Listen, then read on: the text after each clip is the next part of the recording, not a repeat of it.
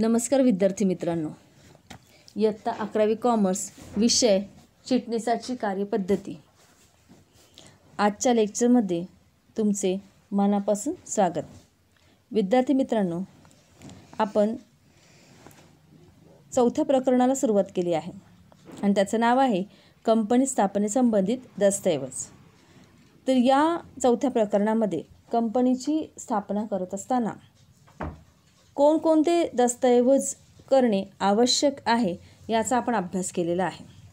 तर त्यानुसार कंपनीची स्थापना करत असताना 3 महत्त्वाचे दस्तऐवज हे तयार करावे लागतात आणि त्यातील पहिले आहे घटनापत्रक, दुसरे आहे नियमावली आणि तिसरे आणि तेवढेच महत्त्वाचे दस्तऐवज आहे ते म्हणजे माहितीपत्रक. आता यातील जे घटनापत्रक आहे याला प्राथमिक दस्तऐवज असे म्हणतात. यामध्ये कंपनीचा उद्देश दर्शवला जातो. त्याचप्रमाणे कंपनीची कार्यकक्षा ही निश्चित केली जाते. त्यानंतर कंपनीचे दुसरे दस्तऐवज आहे ते म्हणजे नियमावली. आता नियमावलीमध्ये काय असते तर कंपनीचे जे रोजचे कामकाज चालते तर त्या कामकाजा संदर्भात सर्व नियम यामध्ये नोंदवलेले असतात.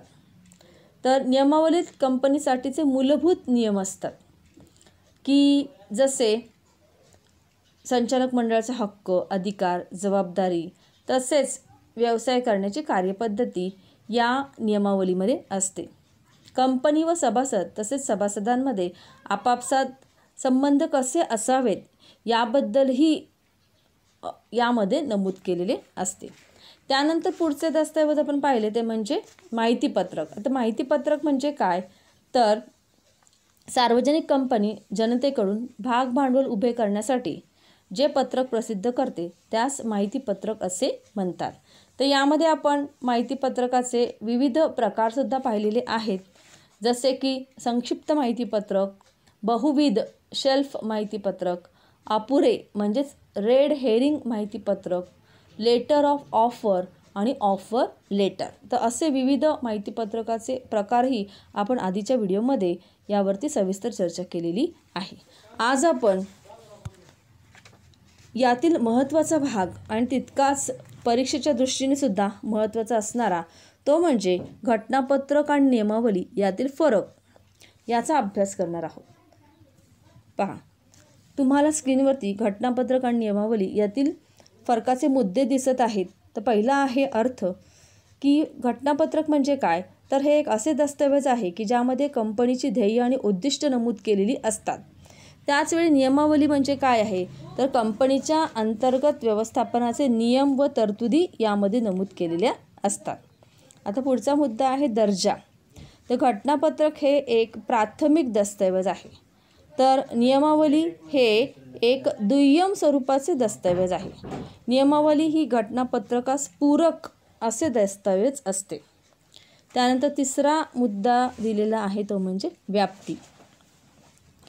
कंपनी कार्यकक्षेच्या बाहेरील कृती करू शकत नाही आणि कामकाजाची कार्यकक्षा या घटनापत्रकामध्ये नमूद केलेली असते. म्हणजे जसं घटनापत्रकामध्ये नमूद केलेले असतं त्या कक्षेमध्ये राहूनच कंपनी आपले कामकाज करू शकते.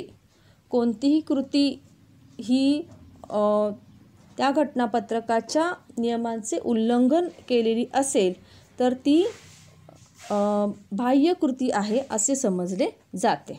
ठीक आहे. त्यानंतर नियमावली. कंपनी नियमावलीने ठरवून दिलेल्या मर्यादेच्या बाहेरील कृती करू शकते, फक्त ती कृती घटनापत्रकाच्या चौकटीत असावी.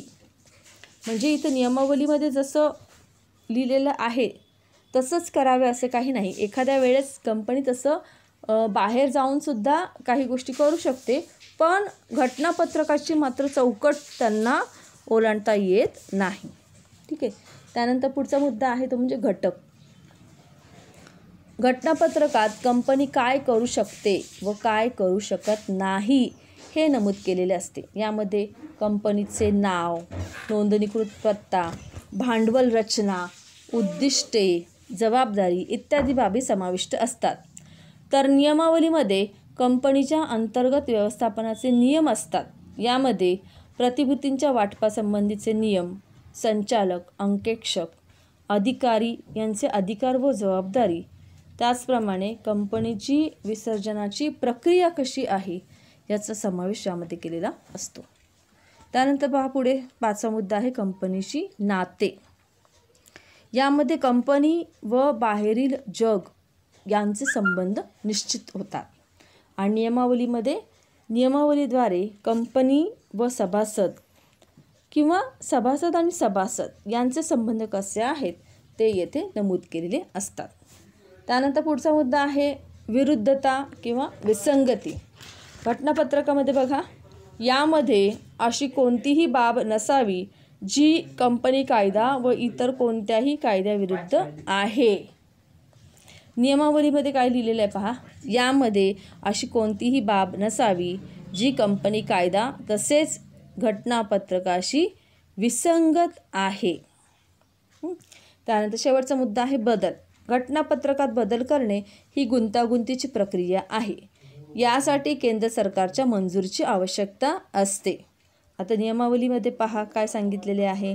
नियमावलीत बदल करणे हे सहज सोपे आहे. यासाठी सर्वसाधारण सभेत विशेष ठरावाची आवश्यकता असते. म्हणजे बघा की घटनापत्रकामध्ये सहज बदल करणं शक्य नाही. याच्यासाठी केंद्र सरकारची मंजुरी लागते. तर नियमावलीमध्ये अशा प्रकारे केंद्र सरकारची मंजुरी वगैरे घेण्याची आवश्यकता नाही. तर सर्व सभासद सर्वसाधारण सभेत विशेष ठराव मंजूर करून आवश्यक ते बदल करू शकतात. तर अशा प्रकारे हा अतिशय महत्त्वाचा फरक आहे आणि हा फरक तुम्ही सर्व विद्यार्थी व्यवस्थित करा. खूप वेळा तो परीक्षेला विचारला गेलेला आहे आणि त्याला महत्त्व देणं हे गरजेचं आहे. त्यानंतर आपण आता या धड्याचा स्वाध्याय पाहूया. यामध्ये पहिला प्रश्न आहे, खाली दिलेल्या पर्यायामधून योग्य पर्याय निवडून वाक्य पुन्हा लिहा. तर पहिले वाक्य पहा. वाक्याच्या सुरुवातीलाच रिकामी जागा दिलेली आहे. टिंबटिंब हा कंपनीचा प्राथमिक दस्तऐवज असून यामध्ये कंपनीची ध्येय व उद्दिष्ट असतात. ऑप्शन्स दिलेले आहेत तुम्हाला, घटनापत्रक, नियमावली आणि माहितीपत्रक. आता अर्थातच कंपनीचे प्राथमिक दस्तऐवज कोणते आहे की ज्याच्यामध्ये कंपनीचं ध्येय आणि उद्दिष्ट आहे, तर उत्तर आहे घटनापत्रक. ठीक आहे. त्यानंतर दुसरं वाक्य आहे ते म्हणजे टिंबटिंब कंपनी आणि बाह्य व्यक्ती यांचे नातेसंबंध स्पष्ट करते. आता ऑप्शन्स आहेत घटनापत्रक, नियमावली आणि माहितीपत्रक. आता कंपनी आणि बाह्य व्यक्ती यांचे नातेसंबंध कोणत्या दस्तऐवजाद्वारे स्पष्ट होतात ते आपल्याला इथं ओळखायचं आहे. अर्थातच कंपनी आणि बाह्य व्यक्ती याचे नातेसंबंध घटनापत्रक याच्यामुळे ते स्पष्ट होतात.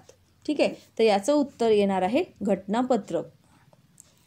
त्यानंतर तिसरे वाक्य आहे, टिंबटिंब हे कलम कंपनीची कार्यकक्ष निश्चित करते.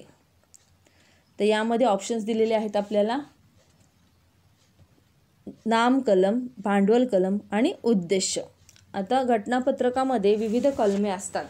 आता नाव कलममध्ये काय असते तर कंपनीचं नाव दिलेले असते, नावाचा उल्लेख केलेला असतो. भांडवलामध्ये कंपनीचे अधिकृत भांडवलाचा उल्लेख केलेला असतो आणि उद्देश कलमामध्ये कंपनीचे ध्येय काय आहे आणि कंपनीचं कार्यकक्ष काय आहे त्याचा उल्लेख केलेला असतो. त्यामुळे येथे उत्तर येणार आहे उद्देश कलम. उद्देश कलम हे कंपनीची कार्यकक्षा निश्चित करते. ठीक आहे. त्यानंतर चौथे वाक्य आहे, कंपनीने घटनापत्रकाच्या अधिकाराबाहेरील कृती केल्यास त्यास टिंबटिंब असे म्हणतात.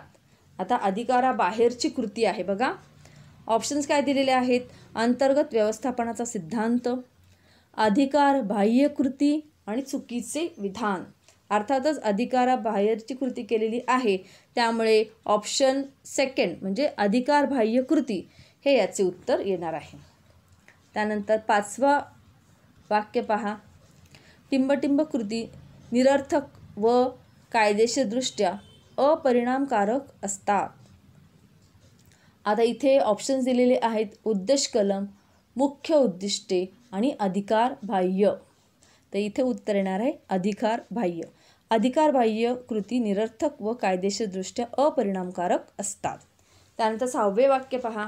टिंबटिंब या कलमात सभासदांची जबाबदारी स्पष्ट केलेली असते. ऑप्शन्स दिलेले आहेत. नाम कलम, जबाबदारी कलम आणि उद्देश कलम. अर्थातच जबाबदारी या कलमात सभासदांची जबाबदारी ही स्पष्ट केलेली असते. ठीक आहे.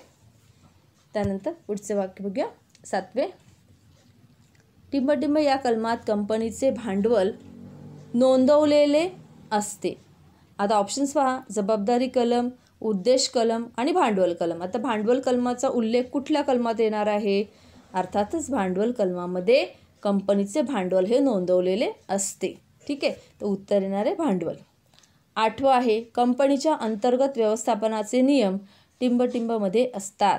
ऑप्शन्स दिले आहेत. नियमावली, माहितीपत्रक आणि घटनापत्रक. अर्थातच कंपनीच्या अंतर्गत व्यवस्थापनाचे नियम नियमावलीमध्ये असतात, म्हणून उत्तर येणार नियमावली.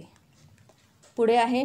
नियमावलीत कंपनी व टिंबटिंबचे नातेसंबंध स्पष्ट होतात. ऑप्शन्स आहेत. सभासद, बाह्य व्यक्ती आणि नोंदणी अधिकारी. तर इथं उत्तर येणार आहे सभासद. नियमावलीत कंपनी व सभासद यांचे नातेसंबंध स्पष्ट होतात. त्यानंतर 10वे वाक्य आहे. टिंबटिंब हे कंपनीने जनतेस भाग खरेदी करण्यासाठी केलेले आवाहन होय. ऑप्शन्स आहेत. घटनापत्रक, माहितीपत्रक आणि नियमावली. तर इथे उत्तर येणार आहे माहितीपत्रक. माहितीपत्रक हे कंपनीने जनतेस भाग खरेदी करण्यासाठी केलेले आवाहन होय. त्यानंतर 11वं वाक्य आहे बघा. 1 वर्षाच्या कालावधीत एकाधिक भाग विक्रीसाठी टिंबटिंब माहितीपत्रक तयार केले जाते. आता पुन्हा माहितीपत्रक काढण्याची गरज भासू नये म्हणून कोणते माहितीपत्रक तयार केले जाते? तर बहुविध. कारण माहितीपत्रक तयार करणे आणि नोंदवणे ही एक वेळखाऊ आणि खर्चिक प्रक्रिया आहे. त्यामुळे 1 वर्षाकरता बहुविध माहितीपत्रक हे तयार केले जाते. त्यानंतर पुढे 12वे वाक्य आहे. टिंबटिंब हे अपूर्ण माहितीपत्रक असते. ऑप्शन्स आहेत. अपूर्णे माहितीपत्रक, शेल्फ माहितीपत्रक आणि संक्षिप्त माहितीपत्रक. अर्थातच ज्यामध्ये अपूर्ण माहिती दिलेली असते त्याला अपुरे माहितीपत्रक असे म्हणतात, म्हणून ऑप्शन अ हे बरोबर उत्तर आहे. त्यानंतर पुढचा प्रश्न आहे योग्य जोड्या जुळवा. यामध्ये तुम्हाला अ गट आणि ब गट असे 2 भाग केलेले आहेत. अ गट हा प्रश्नाचा आहे तर ब गट हा उत्तराचा आहे. तर आपल्याला इथे योग्य जोड्या जुळवायच्या आहेत. तर तुम्ही काळजीपूर्वक पहा म्हणजे तुम्हाला लगेचच याची उत्तरं मिळतील. भांडवल कलम. आता भांडवल कलम म्हणजे काय? तर इथे ब गटामध्ये नंबर 1 हे याचं उत्तर येणार आहे कंपनीच्या भांडवल संरचनेचा तपशील. त्यानंतर पुढे अ गटामध्ये आहे जबाबदारी कलम. आता जबाबदारी कलम याचे उत्तर सभासदाच्या दायित्वाची मर्यादा 90 हे येणार आहे. त्यानंतर आहे क घटनापत्रकाच्या अधिकार क्षेत्राबाहेरची कृती. याचे उत्तर येणार 7वे अधिकार कक्षेबाहेरील कृती. त्यानंतर ड अपुरे माहितीपत्रक किंवा रेड हेरिंग माहितीपत्रक. तर याचे उत्तर येणार आहे 6वे अपुरे माहितीपत्रक. त्यानंतर ई बहुविध माहितीपत्रक, शेल्फ माहितीपत्रक. तर याचे उत्तर येणार आहे अनेक भाग विक्रीसाठी वापर. तर अशा प्रकारे तुम्हाला उत्तर लिहिताना ब गटामध्ये याची नुसती उत्तरं ही समोरासमोर लिहायची आहे. गट हा प्रश्नासारखा आहे आणि ब गटामध्ये जे अनेक ऑप्शन्स आहेत त्यातली योग्य ऑप्शन्स निवडून की जे आपण आता डिस्कस केले ते त्याच्यासमोर लिहून ते तुम्हाला उत्तर म्हणून लिहायचे आहेत. त्यानंतर पुढचा प्रश्न आहे खालील विधानासाठी एक शब्द, शब्दसमूह किंवा संज्ञा लिहा. तर यामध्ये पहिले वाक्य बघा. कंपनीचा प्राथमिक दस्तऐवज ज्यामध्ये कंपनीची ध्येय व उद्दिष्टे विहित असतात. तर असा कोणता दस्तऐवज आहे की ज्यामध्ये कंपनीचं ध्येय उद्दिष्ट लिहिलेलं असतं? अर्थातच कुठलं आहे? घटनापत्रक. तर उत्तर काय येणार आहे? घटनापत्रक. त्यानंतर दुसरे वाक्य आहे या दस्तऐवजामध्ये कंपनी व त्रयस्थ यातील संबंध स्पष्ट केलेले असतात. उत्तर येणार आहे घटनापत्रक. ठीक आहे. त्यानंतर तिसरे आहे कंपनीची कार्यकक्षा ठरवणारा दस्तऐवज. कोणता दस्तऐवज आहे की जो कंपनीच्या मर्यादा ठरवतो? तर उत्तर आहे घटनापत्रक. ठीक आहे. त्यानंतर चौथे वाक्य आहे, ज्या दस्तऐवजामध्ये नाम कलम, स्थान कलम, भांडवल कलम असतात. तर उत्तर येणार आहे घटनापत्रक. पाचवे आहे, असा दस्तऐवज जो घटनापत्रकाच्या अधीन आहे, म्हणजे जो घटनापत्रकाला पुरेसा आहे. तसं कुठले आहे? अर्थातच नियमावली. ठीक आहे. त्यानंतर सहावे आहे, ज्या दस्तऐवजामध्ये कंपनीच्या अंतर्गत व्यवस्थापनाचे नियम व तरतुदी असतात. असे दस्तऐवज अर्थातच कोणते आहे? तर नियमावली. त्यानंतर सातवे आहे, घटनापत्रकाच्या व्याप्तीबाहेरील कार्य करण्यासाठी वापरली जाणारी संज्ञा. तर याचे उत्तर येणार आहे अधिकार कक्षेबाहेरील. त्यानंतर आठवं वाक्य आहे, असे कलम ज्यामध्ये कंपनीच्या मुख्य उद्दिष्टांचे वर्णन केलेले असते. आता विविध कलमे तुम्हाला माहीत आहेत, नाव कलम, स्थळ कलम, उद्देश कलम, भांडवल कलम. तर असं कलम सांगायचं की ज्यामध्ये कंपनीचं उद्दिष्ट लिहिलेलं आहे. तर असं कुठलं कलम असतं? तर उद्देश कलम. ठीक आहे. त्यानंतर नववे आहे, असे कलम जे कंपनीच्या अधिकृत भांडवलाची व नोंदणीकृत भांडवलाची माहिती देते. अर्थातच कोणते आहे? भांडवल कलम. त्यानंतर दहावे आहे, असे कलम जे सभासदांच्या जबाबदारीचे वर्णन करते. आता इथे शब्दच आपल्याला दिलेला आहे, जबाबदारी कलम, हे उत्तर येणार आहे.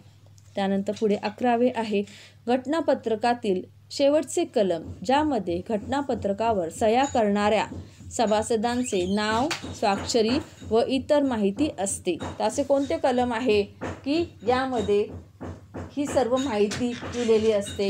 तर उत्तर आहे संघटन कलम.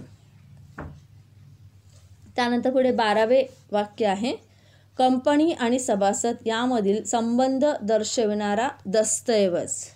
आता असा कोणता दस्तऐवज आहे की या दोघांमधला संबंध तेथे नमूद केलेला असतो?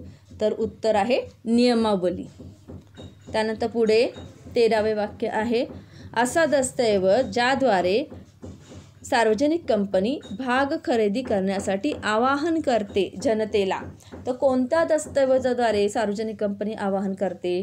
तर उत्तर येणार आहे माहितीपत्र. ठीक आहे. त्यानंतर पुढे 14वे वाक्य आहे, ते म्हणजे प्रत्येक भाग मागणी अर्जासोबत दिले जाणारे माहितीपत्रक. तर असे कोणते माहितीपत्रक आहे की जे प्रत्येक भाग अर्जासोबत दिले जाते? तर विचार करा, याचे उत्तर येणार आहे संक्षिप्त माहितीपत्रक. म्हणजे थोडक्यात माहिती ही त्या अर्जासोबत, प्रत्येक अर्जासोबत दिली जाते की जेणेकरून प्रत्येक जो इच्छुक भाग खरेदी करणारी व्यक्ती आहे त्याला कंपनीची माहितीही मिळू शकेल. ठीक आहे. त्यानंतर पुढचे 15वे वाक्य आहे, एका वर्षात एकापेक्षा जास्त वेळा होणाऱ्या भागविक्रीसाठी वापरले जाणारे माहितीपत्रक. तर असे कोणते माहितीपत्रक आहे? तर अर्थातच बहुविध किंवा शेल्फ माहितीपत्रक. त्यानंतर 16वे वाक्य आहे, हे अपूर्ण माहितीपत्रक असते. आता इथे वर आपल्याला वाक्यातच हिंट दिलेली आहे. तर अशा माहितीपत्रकाला काय म्हणायचे? अपुरे माहितीपत्रक. आणि शेवटचे वाक्य आहे, असे माहितीपत्रक ज्यामध्ये भागांची संख्या किंवा भाग वाटप किंमत याची माहिती दिलेली नसते. तर अशा माहितीपत्रकास काय म्हणतात? तर उत्तर येणार आहे अपुरे माहितीपत्रक किंवा रेड हॅरिंग माहितीपत्रक. तर अशा पद्धतीने ही वाक्य आहेत की जिथं तुम्हाला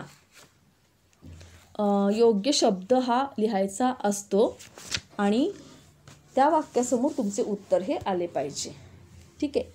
त्यानंतर पुढे आपल्याला पाहायचं आहे ते म्हणजे कंसातील योग्य पर्याय निवडा. तर इथं हा एक वेगळा जोड्या लावाचा प्रश्न आहे. अ गट आणि ब गट दोन्ही गटामध्ये काही भाग इथे वगळलेला असतो आणि तो तुम्हाला खाली कंसामध्ये दिलेला आहे. तो योग्यपणे तिथे निवडायचा आहे. आता प्रश्न पहिला बघा, गट अ मध्ये रिकामी जागा आहे पण ब गटामध्ये घटनापत्रक लिहिलेले आहे. तर खाली कंसामध्ये बघायचं आपल्याला काय काय ऑप्शन्स दिलेले आहेत. नियमावली, रेड हेरिंग माहितीपत्रक, प्राथमिक दस्तऐवज, सभासदांच्या जबाबदारीची तपशीलवार माहिती. अर्थातच तर घटनापत्रकाला कोणतं शब्द समर्पक आहे? तर यातील प्राथमिक दस्तऐवज हा शब्द इथं समर्पक आहे. तर तो इथं आपण उत्तराच्या इथे लिहायचा आहे, गट अ नंबर 1च्या इथं. त्यानंतर पुढे आहे गट अ मध्ये दुसरं आहे जबाबदारी कलम. आता गट ब मध्ये रिकामी जागा आहे, तर तिथं आपल्याला त्याच्याशी मिळतं जुळतं त्याला समर्पक असं उत्तर लिहायचं आहे. तर खाली ऑप्शनमध्ये पहा, सभासदांच्या जबाबदारीची तपशीलवार माहिती या कलमामध्ये लिहिलेली असते, म्हणून तिथं हे उत्तर येणार आहे. त्यानंतर पुढे आहे अपूर्ण माहितीपत्रक. आता अपूर्ण माहितीपत्रकास खाली दिलेल्या पर्यायांपैकी योग्य पर्याय कुठला येतो, तर रेड हेरिंग माहितीपत्रक. ठीक आहे. आणि शेवटचे आहे ब गटामध्ये लिहिलेलं आहे कंपनी आणि तिच्या सभासदांमधील संबंध प्रस्थापित करणे. तर याला काय म्हटलेलं आहे, नियमावली. तर अशा पद्धतीने हा जोड्या लावाचाच वेगळा प्रकार आहे आणि इथं तुम्हाला कंसातील अचूक पर्याय निवडायचे आहे. त्यानंतर एका वाक्यात उत्तरे लिहा, ते तुम्हाला लिहिता येतीलच. त्याचं उत्तर तुम्ही अगदी एका वाक्यामध्ये लिहायचं आहे. त्यानंतर पुढचा प्रश्न आहे तो म्हणजे खालील वाक्यातील अधोरेखित शब्द दुरुस्त करून वाक्य पुन्हा लिहा. जसे की नियमावली कंपनीची ध्येय आणि उद्दिष्ट स्पष्ट करते.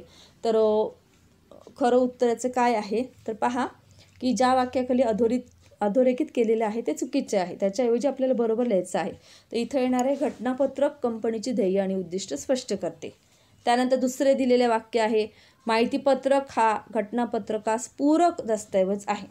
खरे तर उत्तर काय येणार आहे, नियमावली हा शब्द तिथे यायला पाहिजे. नियमावली हा घटनापत्रकास पूरक दस्तऐवज आहे. त्यानंतर पुढे दिलेलं आहे माहितीपत्रकात जबाबदारी कलमाचा समावेश असतो. तर जी सगळी कलमं आहेत ती कुठल्या दस्तऐवजामध्ये आहेत, तर घटनापत्रकात. तर उत्तर आपलं काय येणार आहे की घटनापत्रकात जबाबदारी कलमाचा समावेश असतो. तर अशा पद्धतीने जो शब्द अधोरेखित केलेला आहे तो चुकीचा आहे, त्याला दुरुस्त करून आपल्याला योग्य शब्द तिथे लिहायचा आहे आणि वाक्य पुन्हा लिहायचं आहे. ठीक आहे. त्यानंतर पुढचा प्रश्न आहे योग्य क्रम लावा. आता इथे बघा अ लिहिलेलं आहे संघटन कलम, ब आहे नाव कलम आणि क आहे उद्दिष्ट कलम. तर इथं कलम जे आहेत घटनापत्रकातील ती क्रमवारपणे लिहिणं आवश्यक आहे. तर यामध्ये घटनापत्रकात पहिला कुठला कलम येतो, तर नाव कलम. त्याच्यानंतर कुठला येतोय, इथं दिलेल्यापैकी उद्दिष्ट कलम आणि शेवटचा येणार आहे तो म्हणजे संघटन कलम. घटनापत्रकामध्ये सुद्धा शेवटचे कलम हे संघटन कलम आहे. हे आपण जे सिक्वेन्स आहे, क्रम आहे, तो व्यवस्थित लक्षात ठेवायचा आहे. त्यामुळे तुम्हाला हा प्रश्न व्यवस्थित सोडवता येईल. तर अशा प्रकारे विद्यार्थी मित्रांनो, आज आपण चौथ्या धड्याचा स्वाध्याय हा पूर्ण केलेला आहे. या स्वाध्यायाचा तुम्ही पुन्हा सराव करा, जेणेकरून तुम्हाला योग्य प्रकारे ती उत्तरं लक्षात राहतील. ठीक आहे. पुढच्या तासाला आपण नवीन धड्याने सुरुवात करूया. तोपर्यंत स्वस्थ रहा, आनंदी रहा. Thank you students.